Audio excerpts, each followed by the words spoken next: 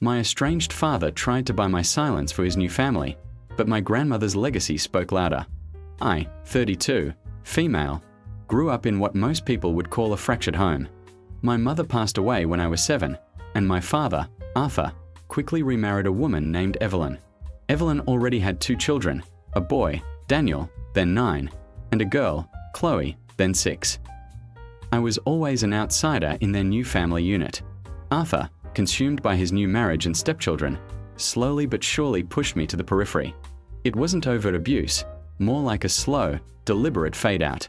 My childhood memories are filled with instances of being forgotten, overlooked, or simply not included. Family vacations that I wasn't told about until the last minute, birthday parties where my step-siblings received lavish gifts while I got a token present, conversations that would suddenly cease when I entered the room.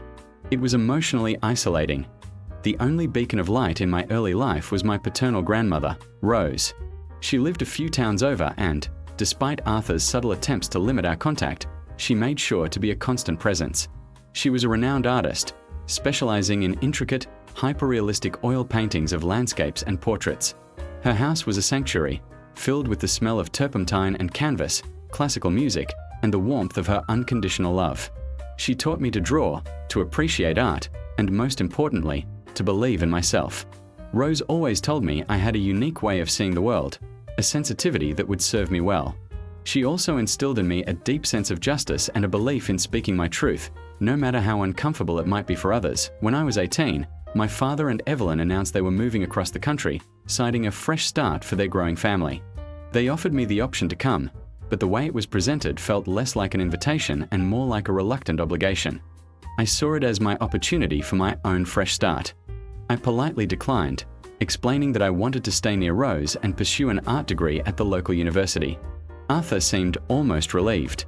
He gave me a small lump sum, which he called my inheritance, a paltry amount compared to what I knew my grandmother had set aside for my education, and essentially washed his hands of me.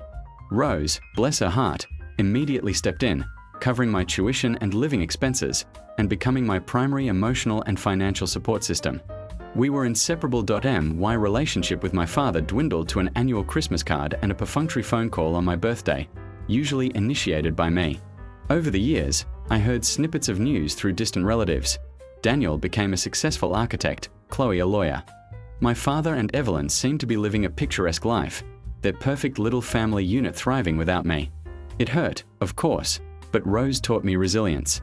I poured myself into my art, graduating with honors and establishing myself as a freelance graphic designer, slowly building a reputation for my distinctive style.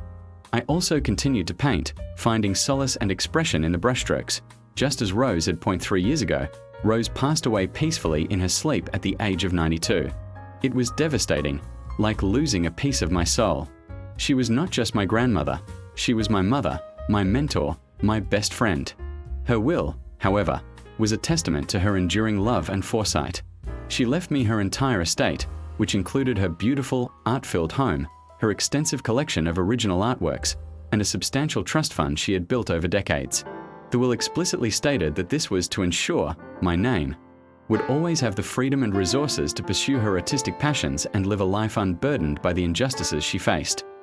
The wording was unmistakably a subtle jab at Arthur, a final act of protection and vindication.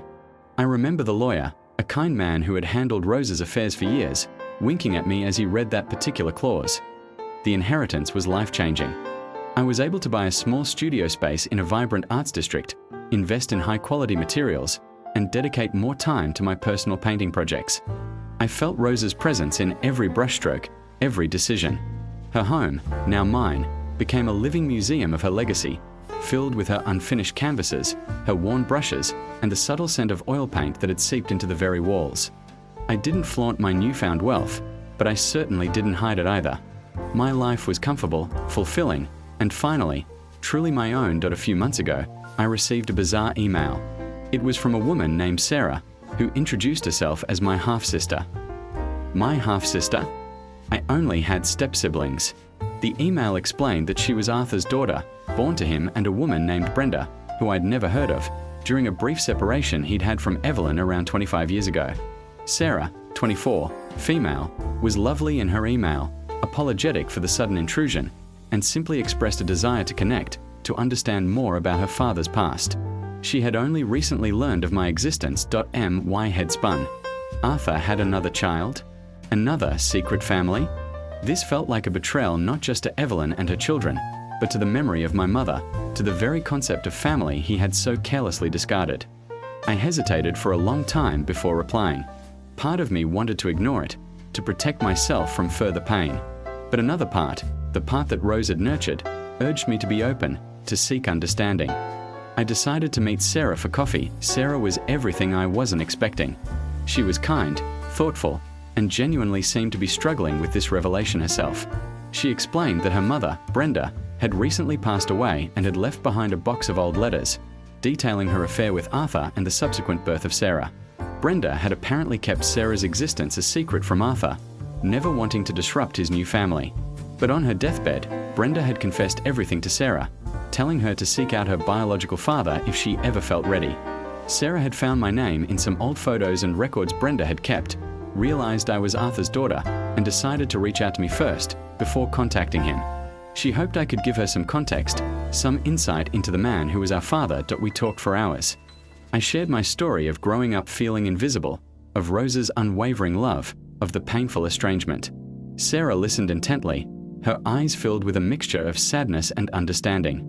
She told me about her own life, about growing up with a single mother who always seemed to carry a quiet sadness. We discovered we both had a love for art, though Sarah was more into photography.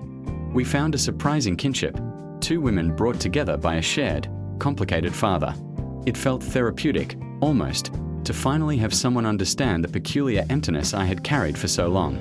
We decided to keep in touch, to build a relationship separate from Arthur's influence. A few weeks later, Sarah decided it was time to contact Arthur. She didn't want to drop the bomb on him completely unannounced, so she wrote him a carefully worded letter, explaining her identity and her desire to meet him. She showed it to me before sending it, and I offered some minor edits to soften the blow. We both braced ourselves for his reaction. The reaction, when it came, was not what either of us expected. Arthur didn't respond to Sarah directly. Instead, I received an angry, accusatory phone call from Evelyn. She was furious, demanding to know what I had done, how I had concocted this elaborate scheme with this impractical, gold-digging woman to disrupt their perfect family. She claimed Sarah was a fraud, a liar, and that I was enabling her. I tried to explain that I had just met Sarah, that this was all new to me too, but Evelyn wasn't listening. She kept repeating that Arthur would never do such a thing, that their marriage was sacred, and that I was clearly jealous of their happiness. The call ended with her screaming that I was dead to them and that I should stay out of their lives forever. I was shaken, but not surprised. This was Evelyn's typical deflection, her way of making me the villain whenever anything threatened their carefully constructed facade. What did surprise me, however, was a phone call I received from Arthur a few days later. His voice was strained, distant, but surprisingly calm. He apologized for Evelyn's outburst, saying she was under a lot of stress. He then proceeded to tell me that he had indeed met with Sarah, and that, after some initial skepticism, he had accepted her as his daughter. He sounded weary. Then came the kicker. He told me he wanted to make things right. He wanted to rebuild our relationship. And then he offered me a significant sum of money, a truly astronomical amount, far more than anything he had ever given me. He framed it as a gift, a way to make amends for the past. But the undertone was clear. This was hush money. He wanted to buy my silence, to ensure that Sarah's existence, and more importantly, the circumstances of her birth, never reached Evelyn or, God forbid, Daniel and Chloe. He specifically asked me not to tell them about Sarah, to let him handle it in his own time. He wanted me to be a co-conspirator in his deception. My blood ran cold. This was the same Arthur, the same man who had pushed me away, who had prioritized his new family over his own flesh and blood. Now, faced with his past catching up to him, he saw me as a tool, a means to an end, another secret to bury. He wasn't trying to make amends for my pain, for my abandonment. He was trying to protect himself and his image. I took a deep breath. Rose's words echoed in my mind. Speak your truth, no matter how uncomfortable it might be for others. This was my moment. Arthur, I said, my voice steady, I don't need your money. I have everything I need, thanks to Grandmother Rose. There was a long silence on the other end of the line. He probably thought I was bluffing, or that I hadn't understood the magnitude of his offer. "What do you mean?" he finally asked, his voice laced with confusion. "I mean," I continued, "that Rose left me everything. Her house, her art, her entire estate. I'm doing quite well, thank you, and I certainly don't need your blood money to feel validated." Another silence, this one even longer. I could almost hear the gears turning in his head, the shock, the realization that his forgotten daughter was not the impoverished, struggling artist he likely imagined. "And as for Sarah," I went on, "she's a wonderful person. We've actually been getting to know each other.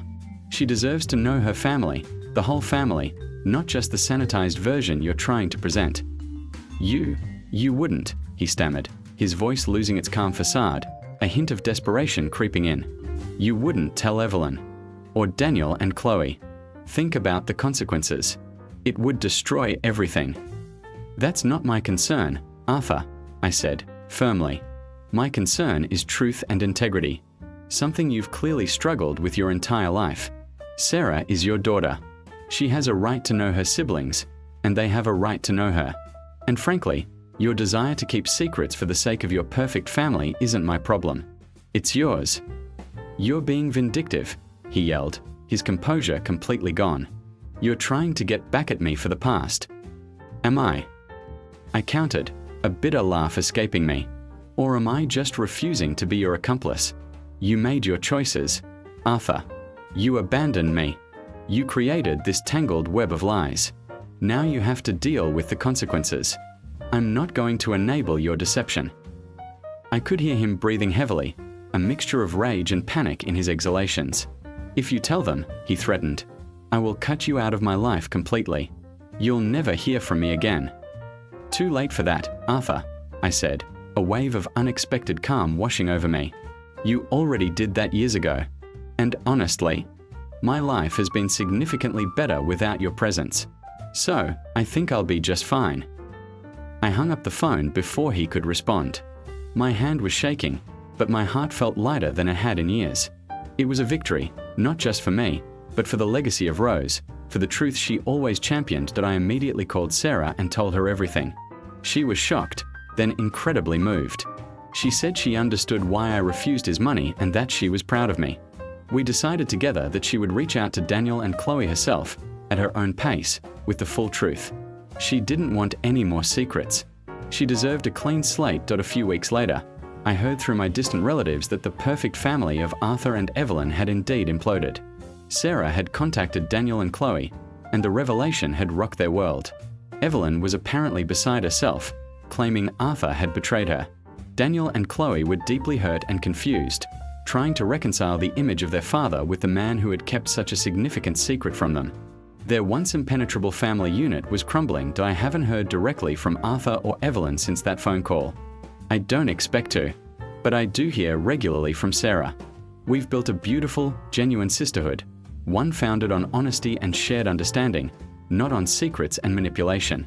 She's even expressed an interest in learning to paint, and I've promised to teach her, just as Rose taught me. Sometimes, the truth hurts, but it also liberates. And sometimes, the quiet strength of a grandmother's love can resonate louder than any attempt to buy silence.